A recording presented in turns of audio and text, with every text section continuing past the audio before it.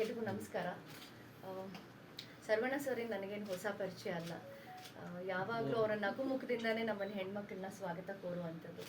ಇವತ್ತು ನಿನ್ನೆ ಅಲ್ಲ, ಸುಮಾರು 15 ವರ್ಷದಿಂದ ನನಗೆ ಸರ್ವಣ ಸರ್ ಅವ್ರ ಪರಿಚಯದ ಜೊತೆಗೆ ನಾನು ಕೂಡ ಆ್ಯಕ್ಚುಲಿ ಒಬ್ಬ ಕಸ್ಟಮರ್ ಆಗಿ ಬಂದಿದ್ದು.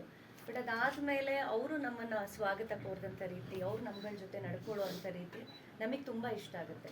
ಸೊ ಅಂಗಡಿಗೆ ಪದೇ ಪದೇ ಬರಬೇಕು ಅಂತಲೂ ಅನಿಸುತ್ತೆ. ಅದ್ರ ಜೊತೆಗೆ ಶ್ರೀ ಸಾಯಿ ಗೋಲ್ಡ್ ಪ್ಯಾಲೇಸ್ ಅಂದಾಗ ಎಲ್ಲ ಹೆಣ್ಮಕ್ಳಿಗೂ ಅಷ್ಟೇ, ಅದರಲ್ಲೂ ನಮ್ಮ ಕಲಾವಿದರಿಗೆ ತುಂಬಾ ಇಷ್ಟ ಆಗುತ್ತೆ. ಎಲ್ಲಿ ಹೂಡಿಕೆ ಮಾಡಬೇಕು, ಏನು ಮಾಡಬೇಕು ಅಂತ ಅನಿಸಿದಾಗ ನಮಗೆ ಒಂದು ನಂಬಿಕಸ್ಥ ಒಂದು ಅಂಗಡಿ ಬೇಕು. ಸೊ ಹಾಗಾಗಿ ನಮಗೆ ಯಾವಾಗಲೂ ಒಂದು ಟ್ರಸ್ಟ್ ಅಂತ ನಾವೇನು ಹೇಳ್ತೀವಿ, ಆ ನಂಬಿಕೆ ಎಲ್ಲ ಕಡೆ ಬರಲ್ಲ, ಎಸ್ಪೆಷಲಿ ನಾವು ಗೋಲ್ಡ್ ತೊಗೊಳ್ತೀವಿ ಅಂದಾಗ.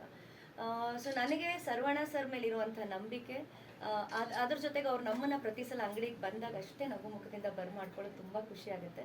ಸೊ ಅವರ ಒಂದು ಕಸ್ಟಮರ್ ನಾನು ಆಗಿರೋದ್ರಿಂದ, ಜೊತೆಗೆ ಅವರು ಕೂಡ ನಮ್ಮ ಬಿಗ್ ಬಾಸ್ ಮನೆ ಒಳಗಡೆ ನಮಗೊಂದು ಗೋಲ್ಡ್ ಕಾಯಿನನ್ನು ಒಳಗೆ ಕಳಿಸಿರ್ತಾರೆ, ಯಾರು ಗೆಲ್ತಾರೆ ಅಂತ.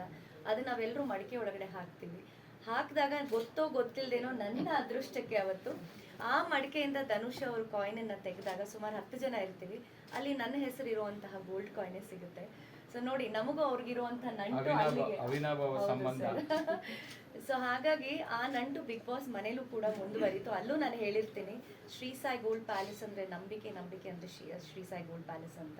ಸೊ ಇವತ್ತು ಮತ್ತೆ ಬಿಗ್ ಬಾಸ್ ಮನೆಯಿಂದ ನಾನು ಬಂದಮೇಲೆ ಮತ್ತೆ ಸರ್ ಇವತ್ತು ನಮ್ಮ 8ನೇ ಮಳಿಗೆ ಓಪನ್ ಆಗ್ತಾ ಇದೆ ಮೇಡಮ್, ಬರಲೇಬೇಕು ಅಂತಂದರು.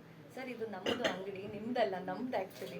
ಸೊ ನಿಮಗಿಂತ ಜಾಸ್ತಿ ನಾವು ಬರ್ತಾ ಇರ್ತೀವಿ, ಎಲ್ಲರ ಜೊತೆ ಟೈಮ್ ಸ್ಪೆಂಡ್ ಮಾಡ್ತಾ ಇರ್ತೀವಿ. ಸೊ ಖಂಡಿತ ಬರ್ತೀನಿ ಅಂತ ಹೇಳಿದೆ.